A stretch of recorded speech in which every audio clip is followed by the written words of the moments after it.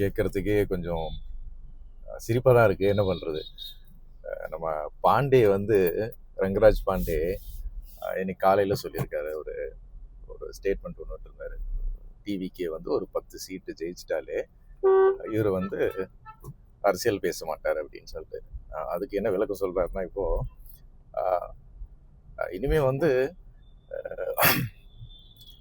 என்ன விளக்கம் சொல்கிறாருன்னா, அவர் சொன்னது வந்து தப்பு புரிஞ்சுக்கிட்டாங்களாம். என்னென்னா, அவர் ஆந்திராலையும் கர்நாடகாலையும் பாலிடிக்ஸ் பேச மாட்டாராம். அதை தான் மீன் பண்ணேன் நான் அப்படின்னு சொல்லிட்டு. இது ஒரு பயங்கரமான சப்பக்கட்டுன்னு அவருக்கே தெரியும். அவருக்கே சிரிப்பாக தான் இருந்திருக்கும் போல் இருக்கு. என்ன பண்ணுறது, இதை நம்ம கடந்து தான் போகணும். இது ஒரு காமெடியாக எடுத்துகிட்டு பெருசாக சீரியஸாக எடுத்துக்க வேணாம்னு நினைக்கிறேன். ஏன்னா நம்மளுக்கு இந்த ஒரு என்டர்டெயின்மெண்ட்டும் வேணும். அட் த சேம் டைம் வந்து நம்மளுக்கு பாலிடிக்ஸ் இந்த மாதிரி பேசுகிறதுக்கும் ஆட்கள் வேணும். சரி, இப்போ இதை விடுவோம். நம்ம அடுத்தது வந்து ஒரு குண்டான் வந்து நம்மக்கிட்ட சிக்கியிருக்கு. அதை பற்றி நம்ம நாளைக்கு பேசலாம். Until then